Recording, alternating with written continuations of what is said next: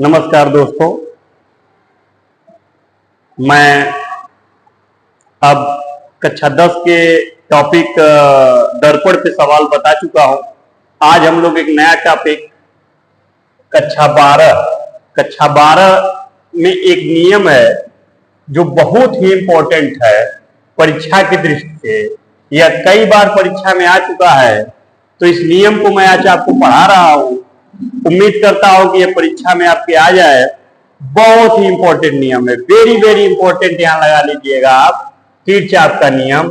यह जरूर परीक्षा में आना चाहिए, या तो ये आना चाहिए या तो इससे से सवाल आना चाहिए। तो चलिए इस नियम को देखते हैं क्या होता है। जो किरचॉफ थे, किरचॉफ ने जटिल विद्युत परिपथों को हल करने के लिए दो बिंदुओं के बीच विभवांतर धाराओं को प्रत्येक परिपथ में निकालने के लिए उन्होंने एक नियम प्रतिपादित किया। इस नियम को हम लोग किरचॉफ का नियम बोलते हैं। उन्होंने इसके लिए दो नियम दिए। तो यहां लिखा है, किरचॉफ ने जटिल विद्युत परिपथों को हल करने के लिए दो नियम प्रतिपादित किया, जो इस प्रकार है।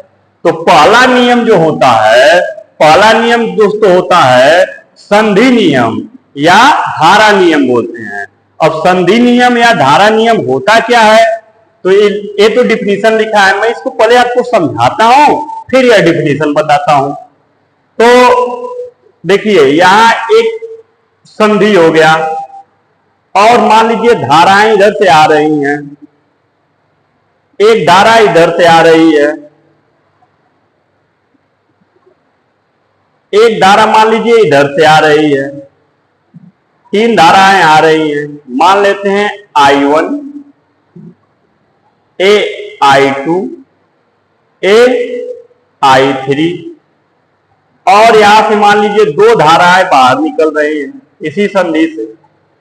एक धारा इधर की तरफ जा रही है, इसको हम कह देते हैं नाम I4, और एक धारा इधर की तरफ आ रही, बाहर की तरफ निकल रही है, तो उसका नाम हो जाता है I5।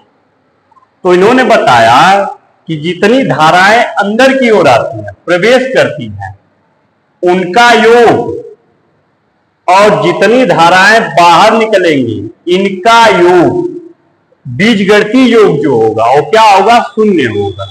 सबका बीजगणितीय योग क्या होना चाहिए, शून्य होना चाहिए। कह रहा है संधि नियम कि किसी भी विद्युत परिपथ में संधि पर मिलने वाली सभी धाराओं का बीजगणितीय योग शून्य होना चाहिए। अब शून्य कैसे होता है, चिन्ह परिपाटी देख लीजिए।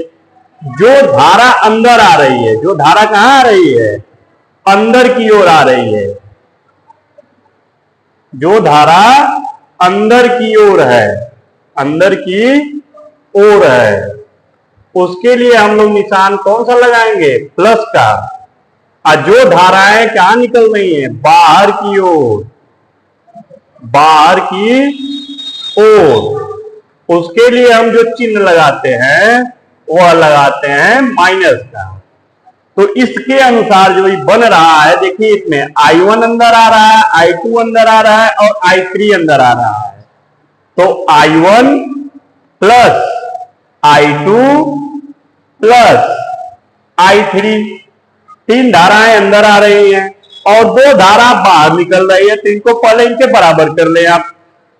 जितनी धाराएं आएंगी सब मिलके ये दो धाराओं में बट के निकलेंगी, यानी एक हो जाएगा I4 और एक क्या हो जाएगा, I5।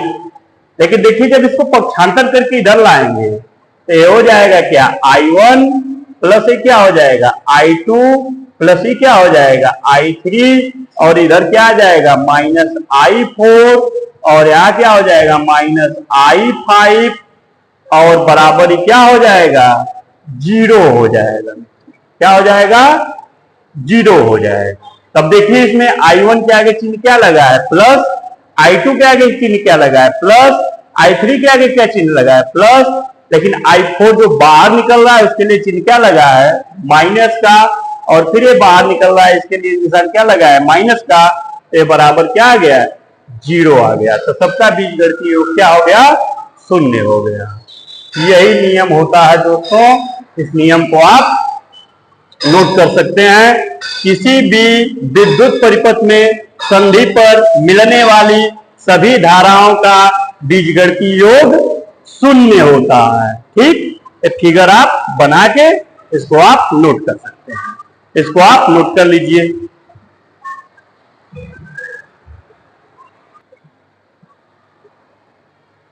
चलो हम लोग आगे बढ़ते हैं। पहला नियम पढ़ चुके थे। अच्छा, पहला नियम किस सिद्धांत पे कार्य करता है? तो जो पहला सिद्धांत है वह आवेश संरक्षण के सिद्धांत पे काम करता है। जो नियम एक था इनका किरचॉफ का, नियम नंबर एक, यह कई बार प्रश्न पूछ दिया है कि जो नियम नंबर एक धारा नियम था वह किस पे काम करता है, किस संरक्षण पे? तो आवेश संरक्षण पे। लिख लीजिएगा दोस्तों, यह किस पे काम करता है? आवेश संरक्षण पे। कौन वाला? पहला नियम जो धारा नियम मैं अभी करवाया था। ठीक, लेकिन यह दूसरा नियम जो है वह किस पे काम करता है? दूसरा नियम जो है इनका ऊर्जा संरक्षण पे काम करता है। किस पे काम करता है? ऊर्जा संरक्षण के नियम पे काम करता है। ठीक ना? आवेश संरक्षण के नियम पे पहला वाला और दूसरा वाला काम करता है ऊर्जा संरक्षण के नियम पे। तो आइए, पहला वाला हम लोग पढ़ लिए थे, दूसरा वाला देखते हैं क्या होता है। तो ध्यान से दूसरे वाले को देखिएगा। तो इसको लूप नियम भी कहते हैं या तो इसको वोल्टता नियम भी कहते हैं। तो लूप नियम या वोल्टता नियम होता क्या है?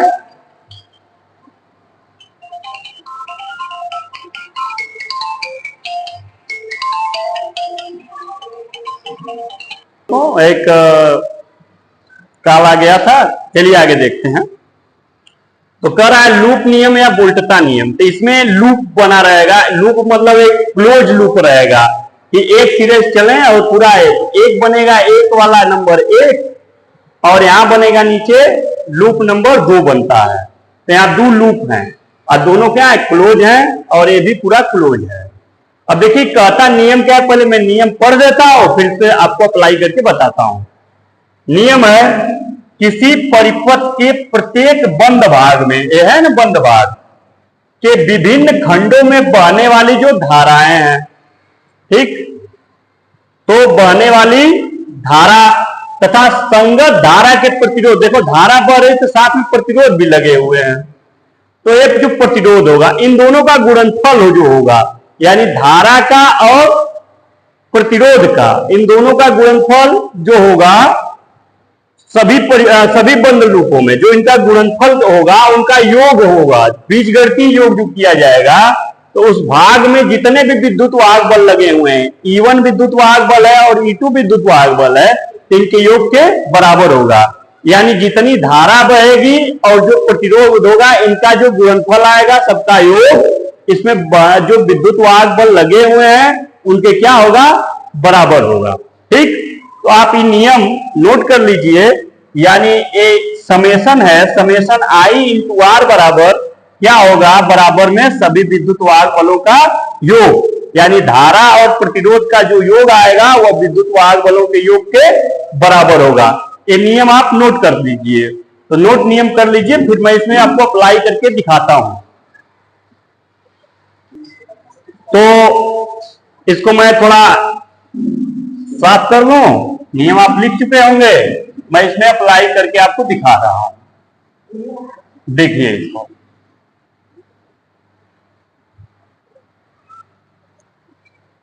देखिए यहां एक बंद लूप है और एक चीज मैं नियम इसमें बता दे रहा हूं, जब हम लोग धारा की दिशा में चलेंगे, अब प्रतिरोध में से होकर गुजरेंगे तो पोटेंशियल यानी विभव का क्या होगा? लॉस होगा, तो माइनस चिन्ह लगाएंगे।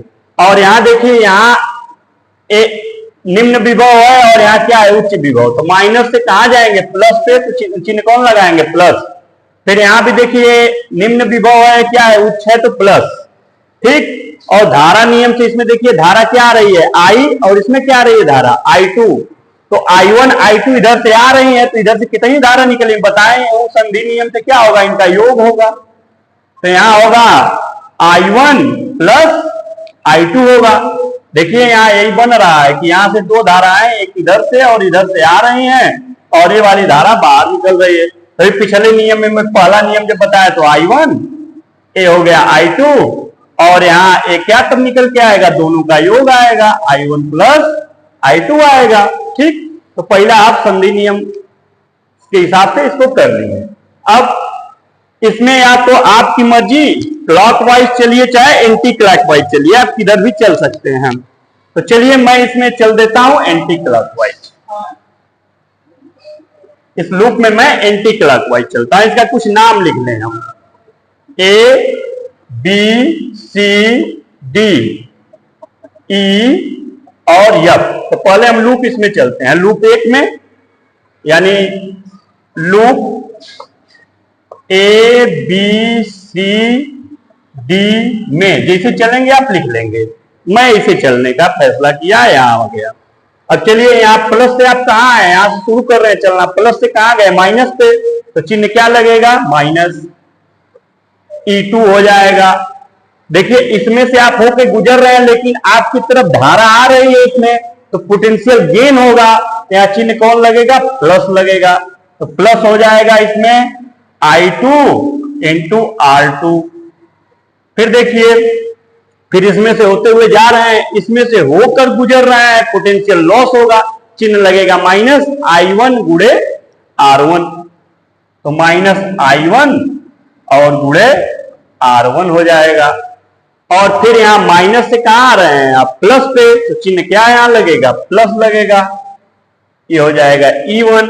अब फिर यहां से आ गए आप कहां पे, A पे, तो पोटेंशियल क्या हो जाएगा, 0 हो जाएगा। मतलब जहां से शुरू होंगे वहीं चले आएंगे, पोटेंशियल टोटल कितना हो जाएगा, पोटेंशियल डिफरेंस 0 हो जाएगा, तो 0 लिख लेंगे। अब इसको एक तरीके से सही से लिख लें, इसको चाहो तो उधर पक्षांतर कर सकते हो, तो लिख सकते हो यहाँ I2 R2 I1 R1, A इधर जाएगा माइनस वाला तो हो जाएगा E2 और A इधर माइनस जाएगा क्या हो जाएगा, E1, माइनस हो जाएगा, प्लस है तो माइनस हो जाएगा। यह समीकरण नंबर क्या बन जाएगा आपका A। इसको आप नोट कर सकते हैं।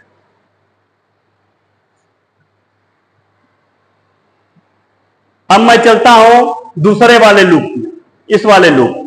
इसमें मैं कैसी चलाऊं, ऐसे ही चलाऊं, एंटी क्लॉकवाइज, घड़ी के विपरीत दिशा में, घड़ी ऐसे चलती है। तो अब मैं यहां से शुरू करता हूं, ई से चलना, ई एफ बी ए और फिर ई पे आ जाता हूं। अब लिखता हूं लूप ई एफ बी ए ई में।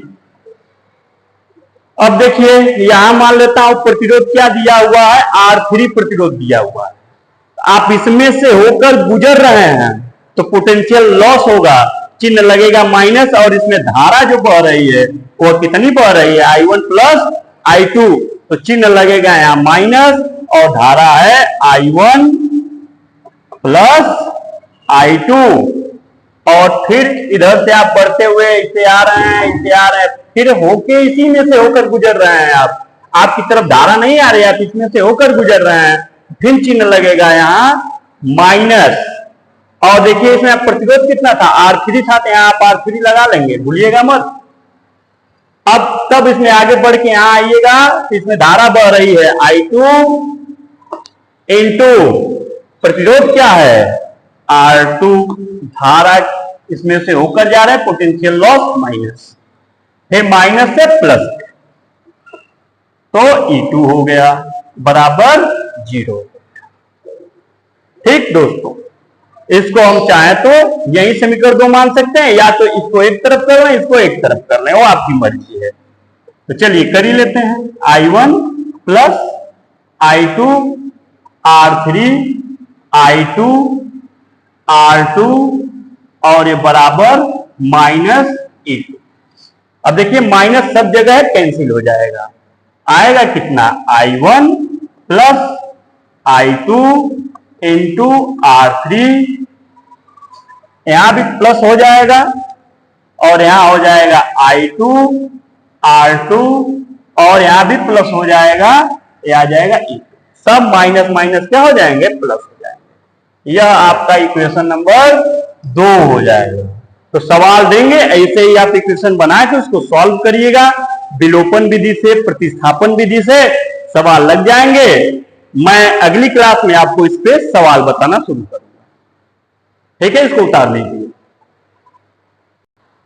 चलिए, आज की क्लास मैं यही रोकता हूं, लेकिन आपसे एक रिक्वेस्ट करता हूं कि हमारे चैनल को आप लाइक और सब्सक्राइब कर दीजिए, कि ताकि एक बहुत ही इंपॉर्टेंट क्वेश्चन सभी लोगों के पास पहुंचे, और इसको शेयर भी कर दीजिए कि ताकि आपके मित्र इसको देख के इस क्वेश्चन पे कर लें। एक क्वेश्चन तो आना है, या तो 5 नंबर में आता है, या तो ये तो 3 अंक में आता है, लेकिन ये यूपी बोर्ड की परीक्षा हो चाहे सीबीएसई की परीक्षा हो, यह नियम तो आना ही आना। ठीक है मित्रों, धन्यवाद।